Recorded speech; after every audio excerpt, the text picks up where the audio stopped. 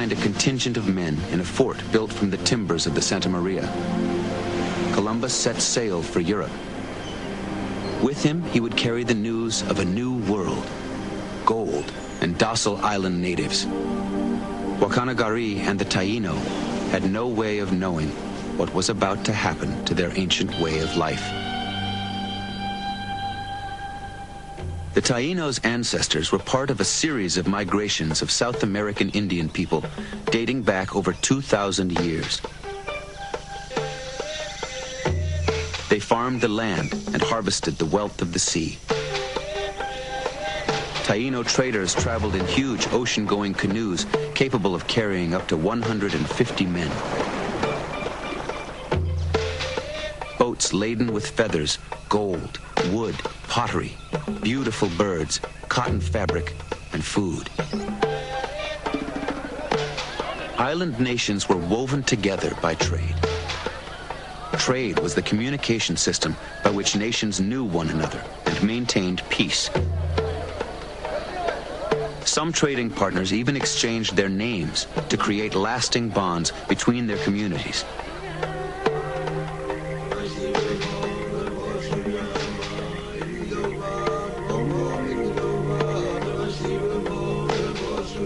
By the time of contact, there were well over 1 million people living in the Caribbean.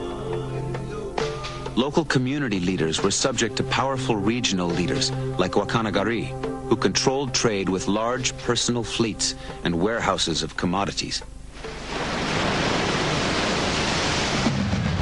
Into this world, Columbus returned in November 1493 with a military flotilla of 17 ships.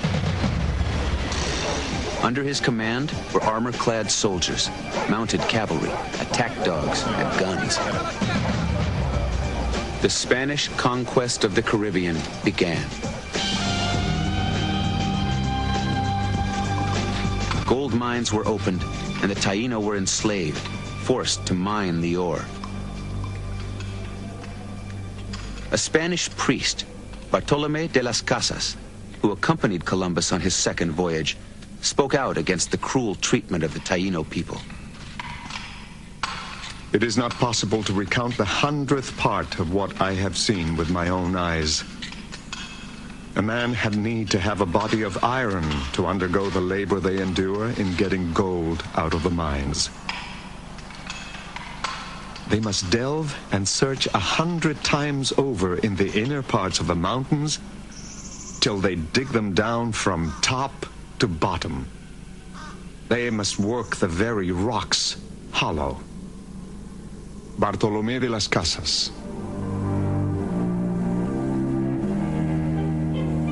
Epidemics and famine swept the island. Yet the Spanish continued to demand that the beleaguered Taino supply them with both food and labor.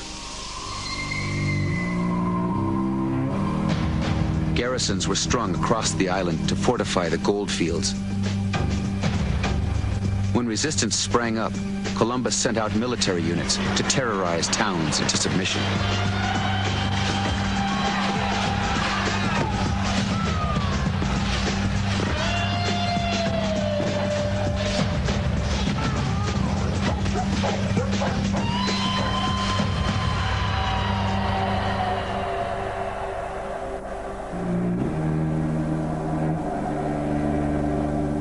They were so relentlessly persecuted and pursued with their wives and children up into the hills, so tired, hungry, and harassed. And there went with them disease, death, and misery, just as if they had been killed in the wars. They died of hunger and sickness that surrounded them, and the fatigue and oppression that followed. After 1496, no more than a third remained of the multitudes that had been on the island. Taino suffering was so severe that thousands took their own lives rather than submit. Wherefore many went to the woods and there hanged themselves, after having killed the children, saying it was far better to die than to live so miserably. Some threw themselves from the high cliffs down precipices. Others jumped into the sea, and others starved themselves to death. Benzoni, soldier for Spain. Some escaped into the mountains, including Guacanagari, the paramount chief who had befriended Columbus. He soon died, a homeless wanderer. By 1503, 11 years after Columbus's first voyage, only a few pockets of resistance remained. In the mountainous region of Charawa, Taino people ruled by a woman named Anacaona successfully evaded Spanish demands for labor. Determined to break the resistance, the Spanish governor requested a diplomatic meeting. Anacaona agreed and summoned 80 regional sub-chiefs to her state house for the meeting.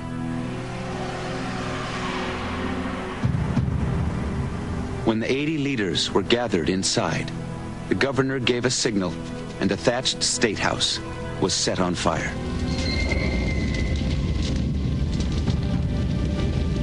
Soldiers lined up outside with swords.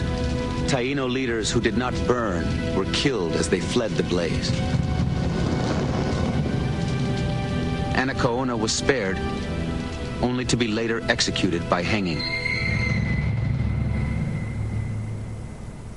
In the aftermath of the bloody carnage, a little boy stood among the ashes and smoke beside the charred remains of his father. A boy whose name the Spanish would come to remember well.